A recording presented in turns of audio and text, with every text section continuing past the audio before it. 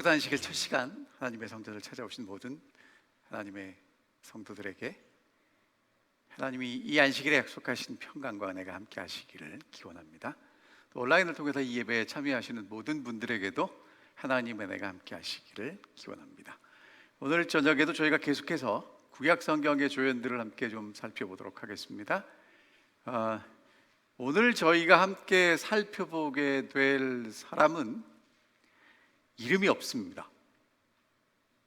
성경에 뭐라고 나오냐면 열왕기상 13장에 나오는 사람인데 그 이름이 하나님의 사람입니다.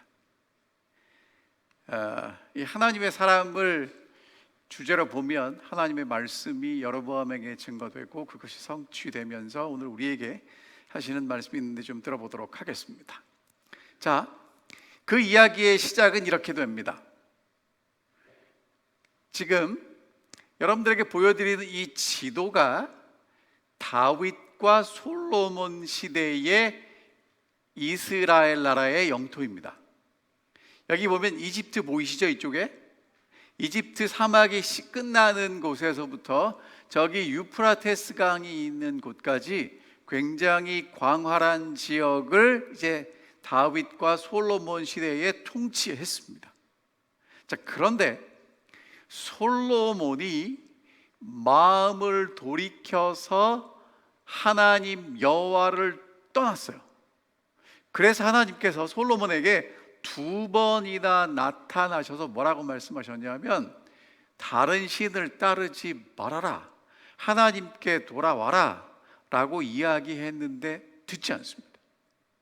그래서 이제 하나님께서 뭐라고 말씀하시냐 하면 11절에 내게 이러한 일이 있었고 또 내가 내 언약과 내가 내게 명한 법도를 지키지 아니하였으니 내가 반드시 이 나라를 내게서 빼앗아 내 신하에게 줄 것이라고 말씀하셨어요.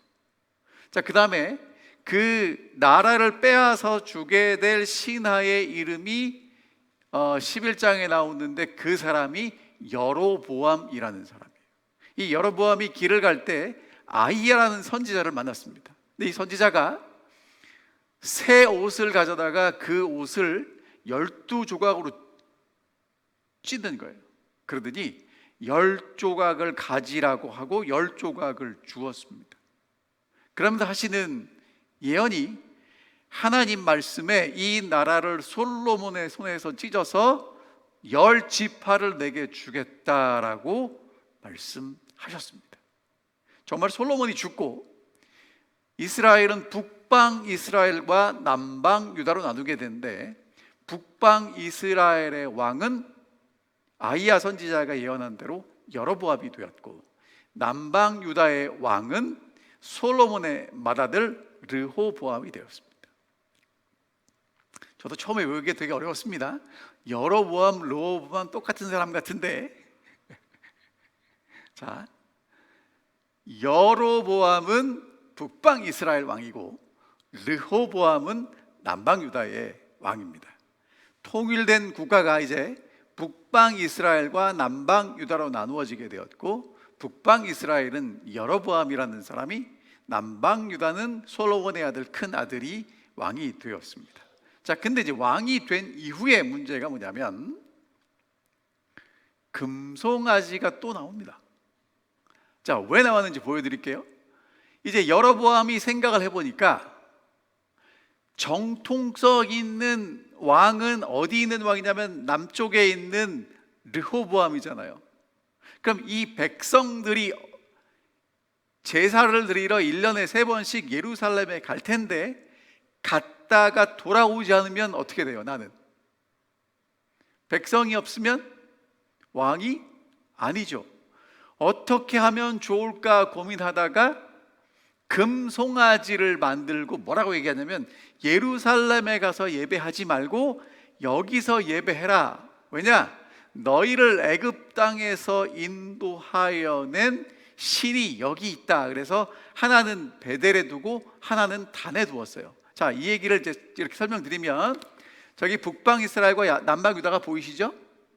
근데 저기 제가 빨간 밑줄 그은 곳이 베델이라는 곳이에요. 북방 이스라엘과 남방 유다가 이제 접경한 바로 위에 있는 도시가 베델인데, 거기다도 금송아지 한 마리를 갖다 두고, 다른 어디냐면 저기 북방 이스라엘의 제일 끝입니다. 거기에도 금송아지 한 마리를 갖다 두고, 이것이 너희를 애굽에서 인도하여 낸 신이다라고 믿게 만들었다는 거예요. 그럼 여러분, 이게 조금 이상하죠? 왜냐하면 우상을 숭배하지 말라고 그랬는데, 그럼 어떻게 이 사람들이 뻐젓이 눈으로 보이는 금송아지를 보고 하나님이라고 섬겼을까? 여러분, 사실은요, 이게 금송아지인데 이집트에서부터 어떻게 믿었냐면, 이 금송아지를 신이 타고 와서 이 백성들을 통치한다는 거예요. 그러니까 하나님을 모시려면 하나님을 모실 자리가 필요한데, 그 자리를 뭘로 만든 거예요? 금송아지로 만든 거예요. 그래서 이제 여로보암이 그렇게 금송아지를 저 북방의 단과 맨 남쪽의 베델에 세우고, 이제 이스라엘 백성들이 다윗의 왕조에게로 예루살렘으로 가는 것을 막아서 돌이키는 일을 했습니다. 이 일에 대해서 선지자 왕이 이렇게 말씀하세요. 여로보암의 가장 큰 염려는 장차 그의 신하들의 마음이 다윗의 왕위를 계승한 통치자에게로 쏠리지 않을까 하는 것이었다. 그는 새로 세워진 나라 안에 두 개의 예배 중심지를 베델과 단에 세움으로 이 일을 성취하고자 하였다. 열 지파는 하나님을 예배하기 위하여 예루살렘에 올라가는 대신에 이곳에 모이도록 청함을 받을 것이었다. 그렇게 하기 위하여 여로보암은 눈에 보이지 않는 하나님의 임재를 상징하는 어떤 물체, 곧 눈으로 볼 수 있게 하는 조상을 저희 앞에 세워 이스라엘 사람들의 상상력에 호소하려고 생각했다. 그래서 두 금송아지를 만들었다는 것입니다. 여러분, 그런데 지금 이제 여로보암이 하는 일이 뭐냐면, 모래를 꽉 쥔 손과 같아요. 여러분, 바닷가에 가서 모래를 손으로 움켜쥐면 모래를 잡을 수 있나요? 없나요? 모래는 잡을 수 없어요. 근데 꽉 잡으면 꽉 잡을수록 어떻게 됩니까? 모래가 스르르 빠져 내려갑니다. 여러분, 마찬가지로 하나님이 은혜로 왕을 세워주셨죠. 그런데 지금 여로보암은 어떤 착각을 하냐면, 그 자리를 내가 지키려고 하는 거예요.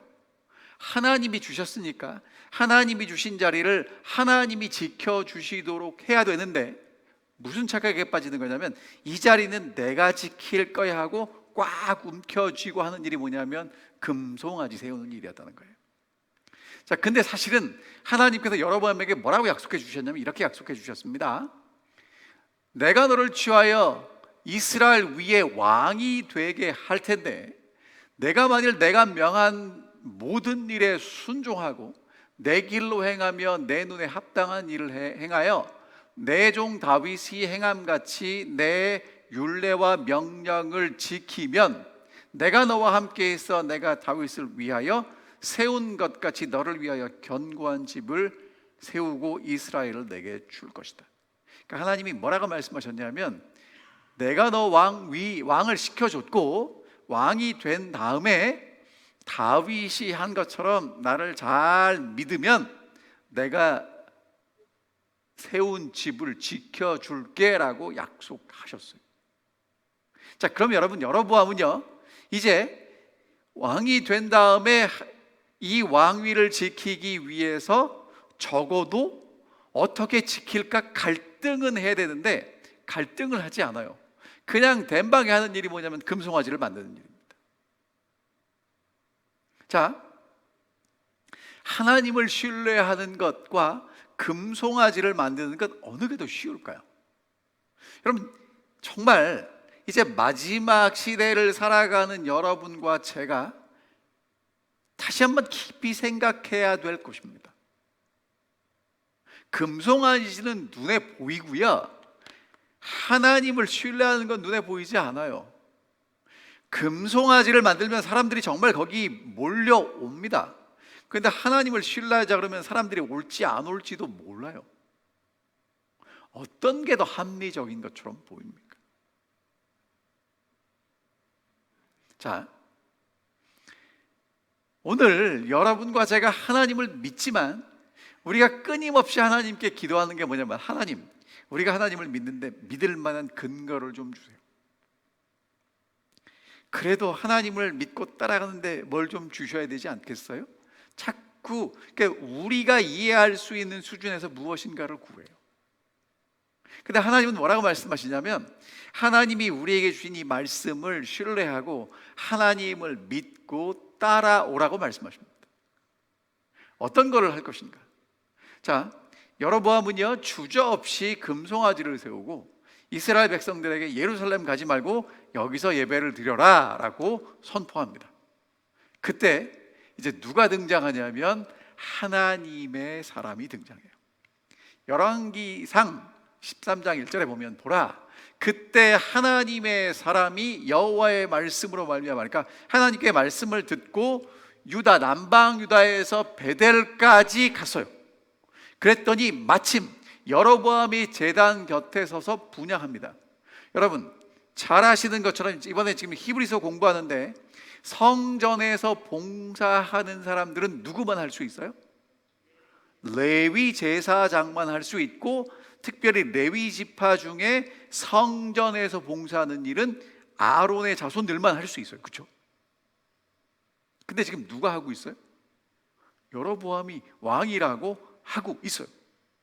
근데 그것도 하나님의 성전, 하나님의 법궤가 있는 성전인 예루살렘에서 하는 것이 아니라 금송아지 세워놓고 하고 있단 말이에요. 자, 그래서 하나님의 사람이 이렇게 말씀하십니다. 여호와의 말씀으로 외쳐 이르되, 제단아 제단아, 여호와께서 이같이 말씀하시기를, 다윗의 집에 요시아라 이름하는 아들을 낳을 거야. 그가 내 위에 분향하는 산당 제사장을 내 위에 제물로 바칠 것이요 또 사람의 뼈를 내 위에 사르리라 하셨느니라 라고 이야기를 하고, 그 다음에 이제 뭐라고 말씀하시냐면 징조를 주시는데, 여호와의 말씀하신 징조라, 제단이 갈라지고 그 위에 있는 재가 쏟아질 것이다 라고 두 가지를 예언해요. 자, 하나씩 설명드릴게요.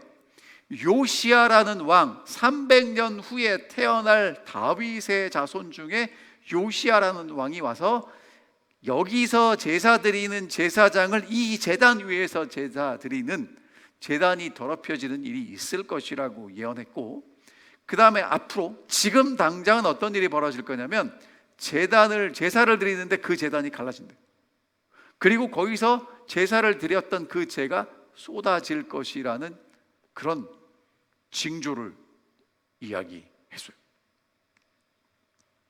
자, 그랬더니 여로보암 왕이 지금 이제 금송아지 만들어 놓고 하나님 앞에 자기 딴에는 하나님 앞에 이렇게 탁 제사를 드리고 있는데, 이 유다에서 온 하나님의 사람, 이름도 모르는 하나님의 사람이 와가지고 뭐라고 얘기합니까? 제단을 향해서 요시아라는 사람이 와서 이 단을 더럽힐 것이고 이제 이 단은 갈라져서 재가 쏟아질 것이고, 그랬더니 손을 쫙 펴서 그 사람을 가리키면서 뭐라고 그래요? 저 사람 잡아라! 이렇게 소리를 지른 거예요. 거기까지는 좋았는데 쫙 손을 폈는데 그 순간 이 손이 어떻게 됩니까? 혈기가 사라지고 마르기 시작합니다. 손은 폈는데 거두지를 못해요. 그리고 그 순간에 제단이 반으로 쫙 갈라집니다. 그리고 거기서 타는 재가 밑으로 쏟아졌어요. 여러분, 이런 징조를 눈앞에서 이루어지는 걸 보면 어떻게 되겠습니까? 자, 여로보암 왕은 손이 마르게 되고 제단은 갈라지고 쏟아집니다. 근데 참 재미있는 사실은 왜 제단을 향해서 말했을까요? 여로보암에게 이야기하지 않고. 사실은 북방 이스라엘을 보면 이 여로보암 왕뿐만 아니라 북방 이스라엘이 멸망할 때까지 사라지지 않는 게 금송아지예요. 끊임없이 금송아지를 숭배하죠. 근데 여러분, 이 제단이라는 게 보세요. 지금 예루살렘 성전, 솔로몬의 성전에 있던 제단은요, 그 크기가 중요한 게 아니라 제단이 무엇을 상징하냐면 우리를 위해서 십자가에 달려 돌아가실 예수 그리스도를 우리에게 보여주고 있는 것이 제단입니다. 근데 지금 하나님이 준비하신 예수 그리스도 외에 금송아지가 등장하는데요. 여러분, 금송아지는 제가 볼 때 오늘 우리 시대도 있습니다. 금송아지가, 송아지가 중요한 게 아니고 뭐가 남습니까? 금이 남고요. 요즘 금은 우리에게 뭘로 바뀌었냐면 돈으로 바뀌었고요. 요즘은 이제 돈도 쓰지 않고 뭘로 씁니까? 이 카드. 그렇죠? 그 다음에 요즘 젊은 사람들은 카드도 쓰지 않고 다 뭘로 써요? 이 스마트폰에 다 들어있습니다. 그러니까 여러분, 무슨 얘기를 하는 거냐면, 자, 하나님을 떠나면 하나님 외에 뭔가 신뢰하게 되고 의지하게 되는데, 그것이 뭐냐면 돈이라는 거예요. 아론이 시내산 밑에서 이스라엘 백성들을 향해서 뭐라고 얘기했냐면, 이스라엘아, 이는 너희를 애굽 땅에서 인도하여 낸 너희 신이다. 여러분, 하나님이 이스라엘 백성들을 인도하여 내셨는데 지금 누가 인도했다고 얘기합니까? 금송아지. 그럼 백성들은 아니라고 얘기를 해야 되는데, 그 밑에서 노래하고 춤추고 제사 드립니다.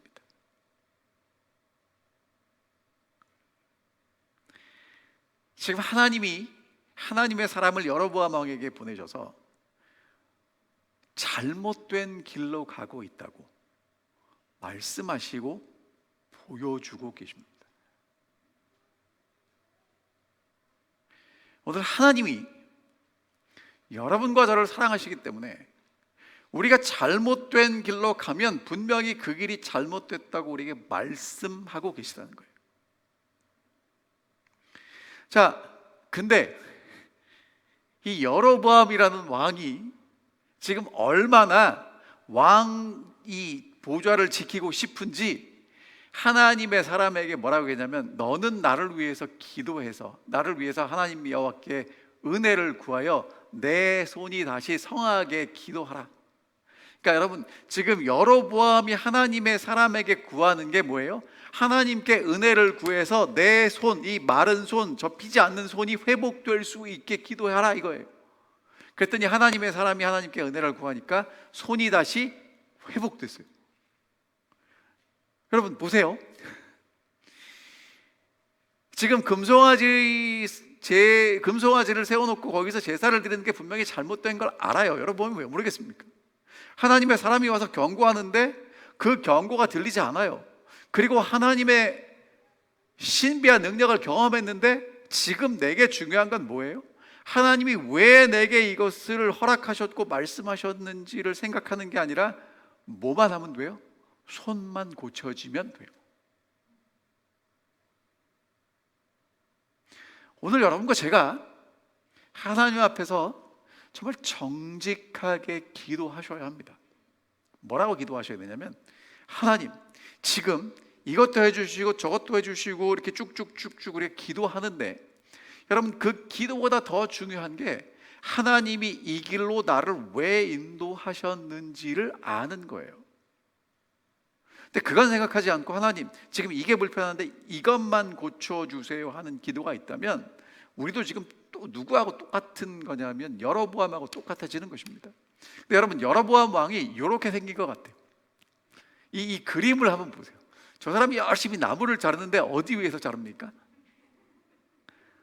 떨어질 나무 가지 위에 앉아서 나무를 잘라요.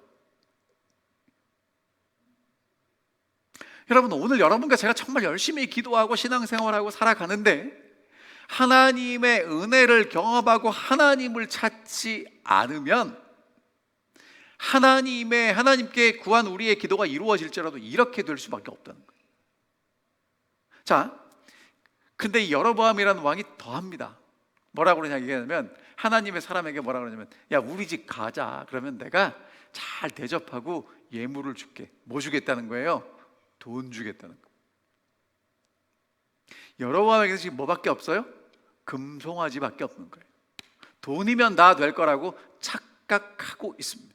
그랬더니 하나님의 사람이 뭐라고 얘기하냐면, 내게 왕의 집 절반을 준다 할지라도 왕과 함께 안 갑니다. 여러분, 함께 가서 먹고 마신다는 건 그 사람을 인정하고 친교를 맺는다는 건데 그렇게 안 하겠다는 것입니다. 여호와의 말씀에 내게 명하여 이르시기를 떡도 먹지 말고 물도 마시지 말고 왔던 길로 되돌아가지 말라고 하시면서 자기는 되돌아가겠다고 하고 돌아가요. 자, 그러니까 지금 여로보암은요, 병 낫기만 간구합니다. 내가 왜 손이 마르게 되었는지 관심이 없고요, 그 다음에 내가 가는 길에서 돌이킬 생각이 없고 하나님의 사람을 뇌물 줘서 내 편으로 만들려고 해요. 여러분, 이게 하나님을 떠난 사람들이 걸어가는 길입니다. 근데 하나님의 사람이 왕궁으로 초대한 걸 거절하죠. 예물도 거절하죠. 그래서 어디로 돌아가냐 하면 자기가 왔던 남방 유다로 돌아갑니다. 근데 그때 이제 누가 등장하냐면 또 다른 이름 없는 선지자가 등장하는데 이 사람은 더 나이가 많아요. 그래서 늙은 선지자라고 이야기합니다. 베델의 한 늙은 선지, 이 사람이 베델에 살았는데요, 아들들이 와서 그날 있었던 일을 다 얘기해요. 여로보암이 금송아지 세우고 거기서 제사를 드리는데 남쪽에서 하나님의 사람이 와서 이 제단을 저주했고 제단이 갈라지고 손이 말랐고 회복됐고 뭐 어쩌고저쩌고 하는 얘기를 다 해요. 그랬더니 아버지가 그 얘기를 듣더니 어디서 길로 가더냐, 어디로 갑니다. 그랬더니 가서 나귀 데려오고 그 위에 안장을 지어라. 그래가지고 이 늙은 선지자가 나귀를 타고 하나님의 사람을 따라합니다. 그랬더니 하나님의 사람이 상수리 나무 아래 앉아 있어요. 자, 잠시만, 뭐 힘들었으니까 쉬었겠죠. 그가 이제 그 사람을 보고 유다에서 온 하나님의 사람입니까? 라고 물었을 때 네, 그렇습니다. 그랬더니 이 사람이 뭐라고 했냐면 우리 집 가서 떡 좀 먹고 쉬었다 가십시오. 아니요, 못 가겠습니다. 하나님이 그렇게 하지 말라고 했습니다. 그랬더니 17절에 뭐라고 그래요? 하나님이 내게 말씀하시기를 물도 먹지 말고 떡도 먹지 말고 되돌아가지 말라고 하셨습니다. 그랬더니 아이, 나도 선지자인데 천사가 내게 와서 뭐라고 얘기했냐면 데려다가 떡도 먹이고 물도 마시고 이렇게 잘 대접해서 보내라고. 여러분, 그럼 어떻게 하면 돼요? 어떻게 해야 돼요? 하나님의 사람이 늙은 선지자의 말을 듣고 가야 됩니까? 가지 말아야 됩니까? 근데 이 하나님의 사람이 같이 그 집에 다시 돌아가서 앉아서 떡도 먹고 물도 마셨어요. 자, 근데 여러분, 지금 이제 이게 어떤 건지 제가 지도를 좀 보여드릴 건데, 이제 북방 이스라엘과 남방 유다가 있죠. 근데 여러분, 베델이 어디냐면 3번이라고 표시된 데가 베델이에요. 그리고 저기가 이제 빨간 선이 국경입니다. 학자들의 말에 의하면 베델에서 국경까지 2마일이래요.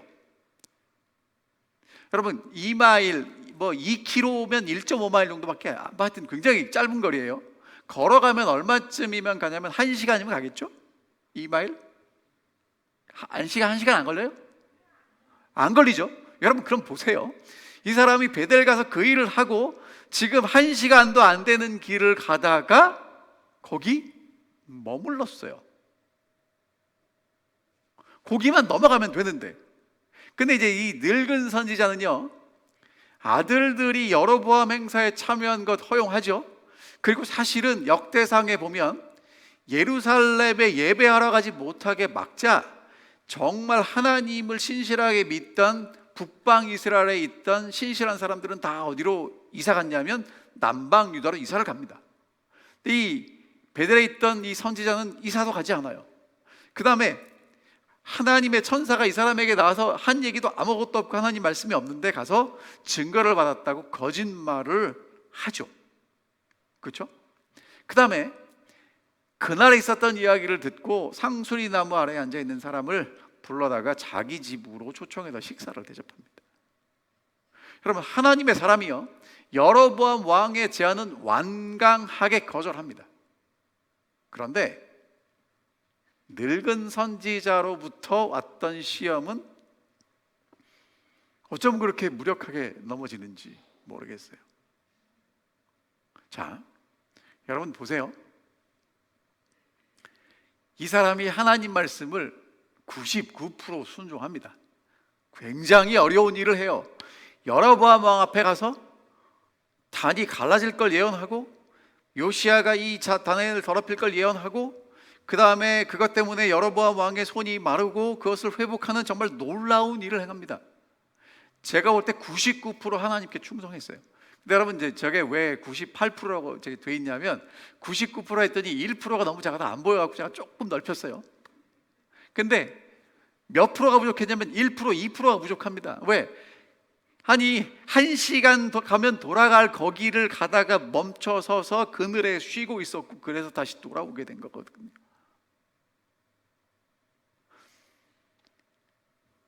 이제 오늘 여러분과 제게 무슨 말씀을 하나님이 하고 싶으냐면, 하나님께 충성할 때는 100% 하시라는 거예요.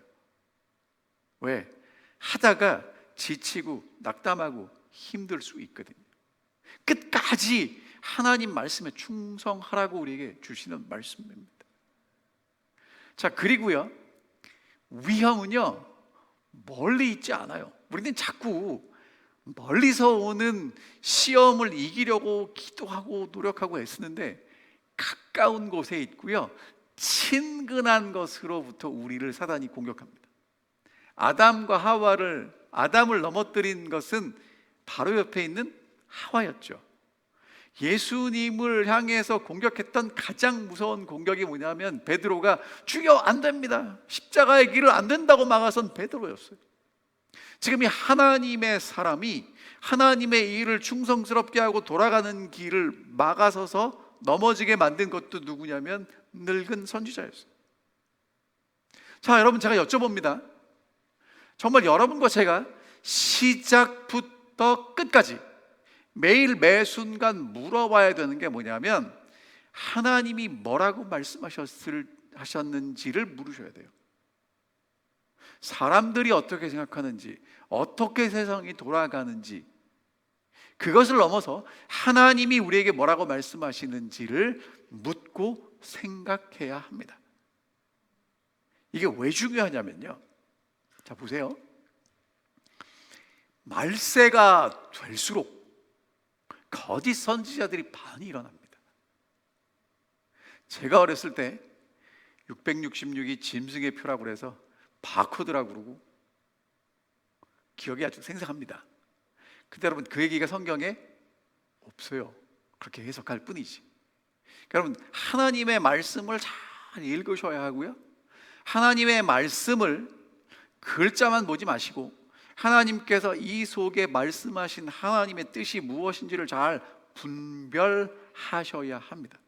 그렇지 않으면 늙은 선지자가 와서, 천사가 와서 당신 데려다가 밥 먹이고 쉬게 하고 그러고 보내라고 했어요 라고 얘기를 할 때, 나도 모르게 그 말을 듣고 넘어지고 쓰러지고 실패하게 되는 것입니다. 끈질긴 유혹이 다가올 때 하나님의 말씀을 따라가시겠습니까? 아니면 그 유혹을 따라가시겠습니까? 자, 이제 이야기의 결론입니다. 어떻게 됐는지 보여드릴게요. 하나님의 말씀이 어떻게 성취되냐면, 그들이 이제 밥 먹고 앉아있을 때에 진짜 하나님의 말씀이 그 하나님의 사람을 데려온 선지자에게 임해요. 그리고 하나님의 사람을 향하여 그 늙은 선지자가 뭐라고 외치냐면, 여호와의 말씀에, 내가 여호와의 말씀을 어기며 내 하나님 여호와께서 내게 내리신 명령을 지키지 아니하고 돌아와서 여호와가 너더러 떡도 먹지 말고 물도 마시지 말라 하신 곳에서 떡을 먹고 물을 마셨으니 내 시체가 내 조상들의 묘실에 들어가지 못할 것이다. 얼마나 무서운 선고입니까? 그래서 여러분, 그 일이 있은 다음에 이 하나님의 사람이 죽었냐? 죽지 않았어요. 식사 잘 마치고 그 다음에 나귀에 안장 올리고 이제 돌아갑니다. 근데 돌아가는 길에 누구를 만났냐면 사자를 만나요. 근데 사자가 이 하나님의 사람을 물어서 죽였습니다. 그럼 여러분, 이 사자가 사람만 죽이겠어요? 나귀도 죽이겠어요? 근데 나귀는 죽이지 않고 사람만 죽였어요. 여러분, 그러면 그 다음에 사자는 어디로 돌아가야 됩니까? 있던 곳으로 돌아가야 되는데 돌아가지 않습니다. 그러니까 사자가 한 마리 있고 그 옆에 죽은 하나님의 사람이 있고 그 옆에 누가 있어요? 나귀 한 마리가 있어요. 여러분, 굉장히 낯선 모습입니다. 하나님이 섭리하시지 않으면 사자, 죽은 사람과 사자와 나귀, 정말 만들어낼 수 없는 조합이에요. 그런 조합이 생겼다고요. 왜 그렇게 하셨는지 선지자 왕이 이렇게 말씀하십니다. 불충실한 사자에게 임한 형벌은 제단에 대하여 말한 예언의 진실성을 한층 더 증거하였다. 만일 선지자가 여호와의 말씀을 불순종한 후에도 안전하게 돌아가도록 허락되었다면 여로보암 왕은 이 사실을 자신의 불순종을 변명하는 데 사용하였을 것이다. 갈라진 지단과 마비된 팔, 감히 여호와의 명백한 명령을 불순종한 자에게 내린 무서운 운명에서 여로보암은 하나님이 노여워하셔서 신속하게 나타나신 신속한 불쾌함을 분별해야 했고, 이 형벌은 그에게 행악을 고집하지 말라는 경고가 되어야 했다. 하나님이요, 북방 이스라엘을 시작하는 여로보암에게 정말 분명한 경고를 주신 것입니다. 하나님의 사람이 와서 제단에 대해서 선고했고 그 제단은 갈라졌고 그 하나님의 사람이 돌아가는 길에 하나님께 충성하지 않았을 때 누구도 죽임을 당했어요? 하나님의 사람도 죽임을 당한 것, 그러니까 하나님의 말씀이 분명히 이루어진다는 것을 보여주셨습니다. 근데 안타깝게 여로보암은 회개하지 않습니다. 회개하지 않아요. 자, 오늘 여러분과 제가 하나님께 뭐라고 기도하셔야 되냐면요, 하나님이 제게 말씀하실 때 그 말씀을 듣고 분별할 수 있는 지혜를 달라고 기도하셔야 돼요.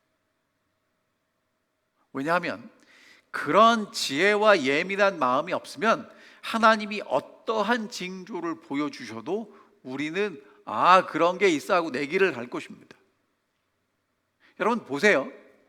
지금 코로나 바이러스로 지구촌의 한 구석이 아니라 전 세계가 2년 동안이나 이렇게 어마어마한 놀라운 전염병의 위험을 경험하고 있습니다. 이제 어느 누구도 피해갈 수 없는 그 전염병이 됐어요. 근데 여러분, 사실 21세기에 전염병 가지고 이렇게 우리가 이런 어마어마한 영향을 받는 건 상상도 못할 일이에요. 왜냐하면 의학이 발달했잖아요. 그러나 전염병 무섭거든요.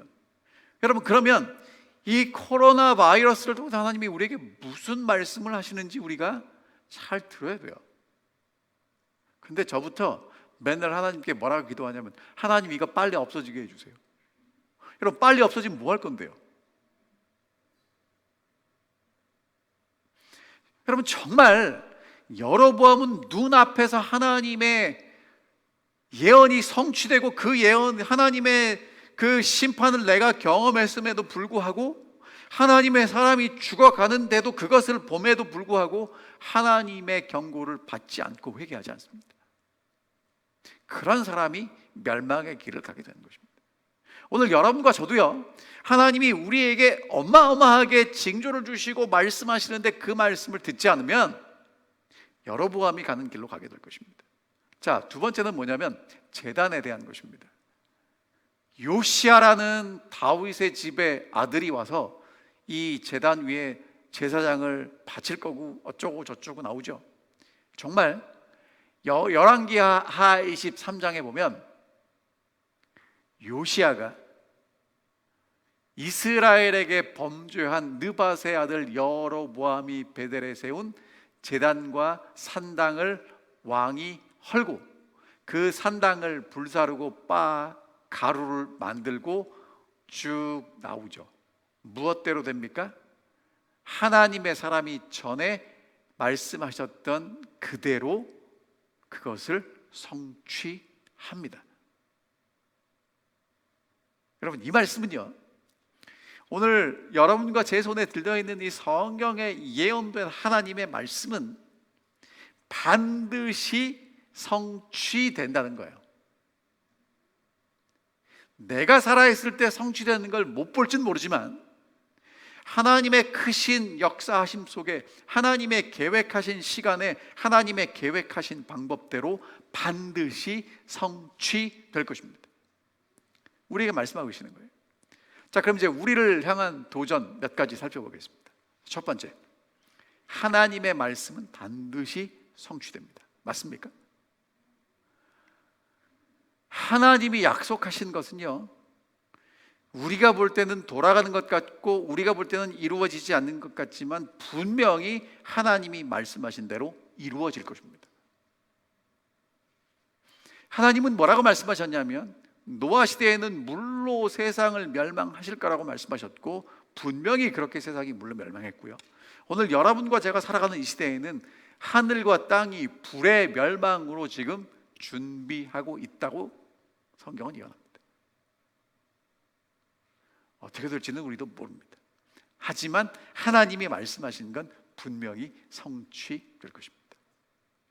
두 번째, 징조를 보고 깨달아야 합니다. 여러분 여기 이런 사인 보신 적 있습니까? 이게 뭐예요? 이제 이 길로 가면 나가는 길이 있다는 거예요, 없다는 거예요? dead end, 막힌 길이에요. 아무리 좋게 보여도 그 길로 가면 됩니까, 안 됩니까? 안 되죠. 오늘 하나님께서 여러분과 제게 사인을 주세요. 징조를 주세요. 사람을 보내시든지 지금 우리가 경험하는 이런 팬데믹, 코로나 이 팬데믹을 경험하게 하시든지. 지금 사실은요, 이 러시아와 우크라이나의 전쟁을 보면서 여러분 뭘 느끼십니까? 어쩌면 지금이야말로 하나님께서 우리에게 그런 전쟁을 통해서 뭐라고 정말 크게 말씀하시지 않나라는 생각이 듭니다. 근데 오히려 재림교회들은 대단히 평안해요. 저부터도 뭐 전쟁하지 뭐 그러고 살아요. 여러분 마지막 시대에 하나님께서 하나님 백성들에게 분명히 사인을 주십니다. 왜 주십니까? 지금 때가 어떤 때이고 어떤 길로 가야 될지 우리에게 말씀하시기 위해서 사인을 주세요. 보고 잘 깨닫고 하나님이 우리로 인도하시는 길을 따라가야 합니다.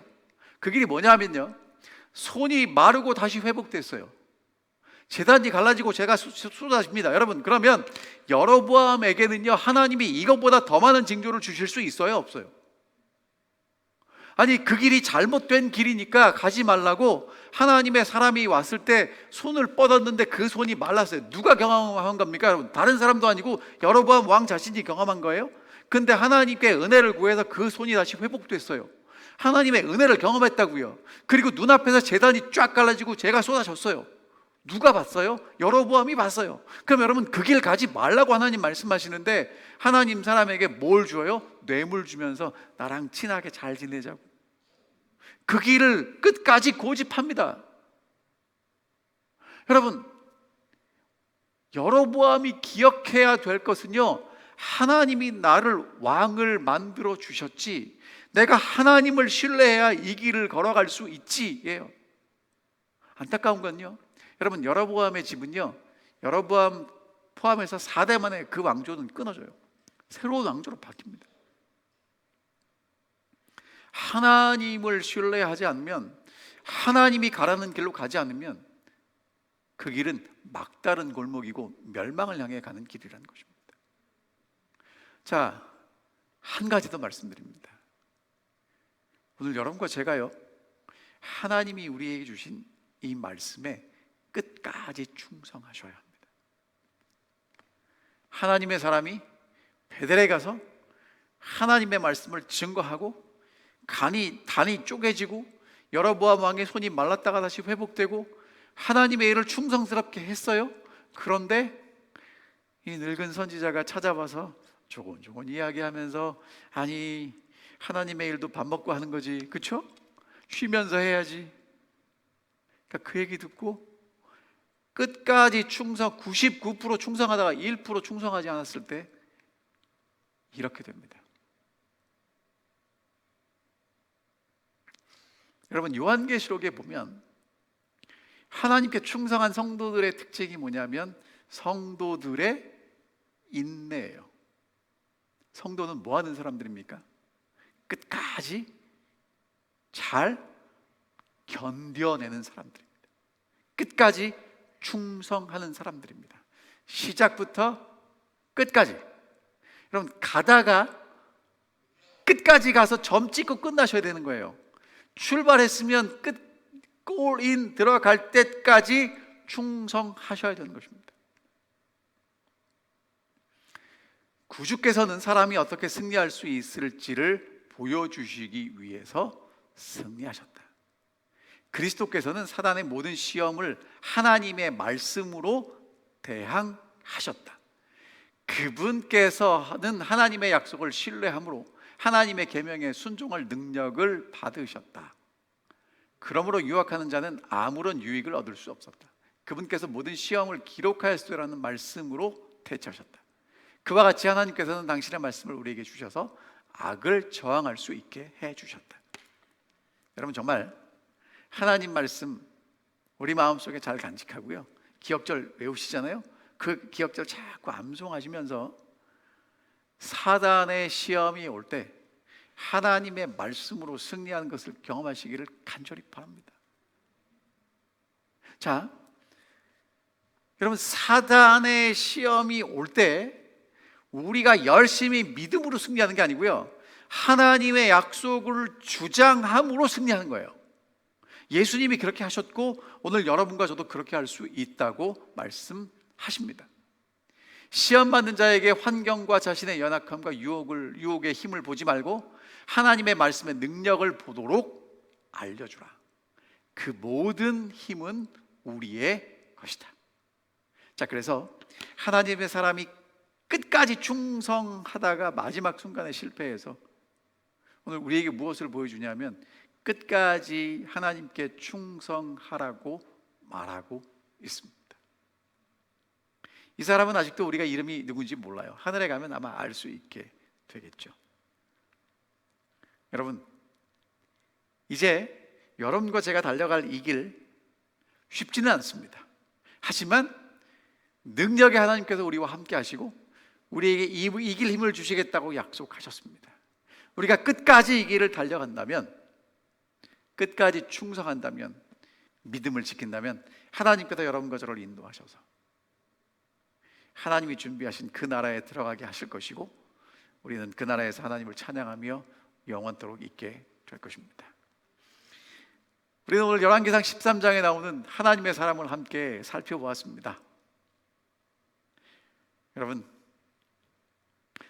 이제 하나님의 말씀 듣고 출발한 이 길 끝까지 믿음으로 달려가는 충성스러운 주의 종들이 되시기를 간절히 바라면서 오늘 말씀을 드리겠습니다.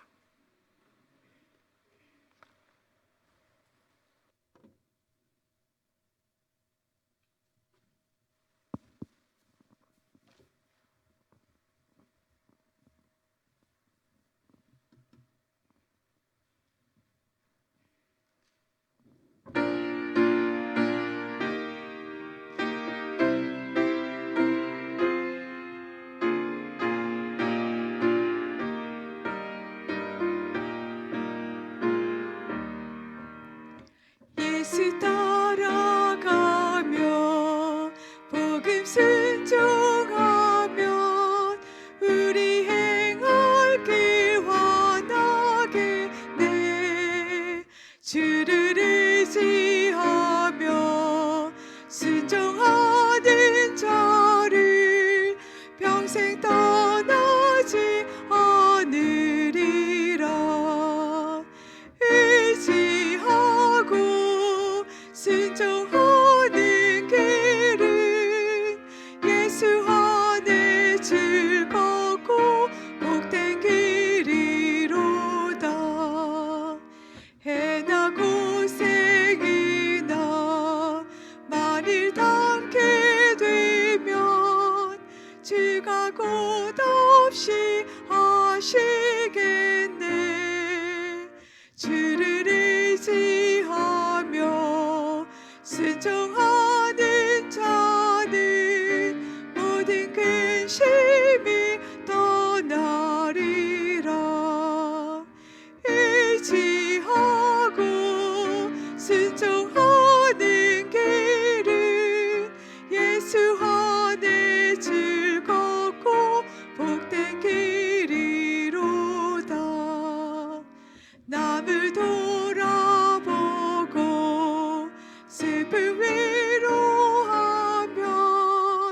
주가 상급을 주시겠네. 주를 의지하며 순종하는 자는 걱정 대신에 복 받겠네. 의지하고 순종하는 길은 예수 안에 즐겁고 복된 길이로다. 힘입어서 말씀 잘 배우고 다닐 때 주와 함께 하세.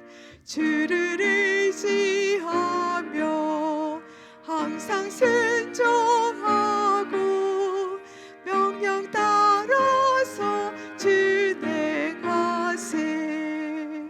의지하고 순종하는 길은 예수 안에 즐겁고 복된 길이로다.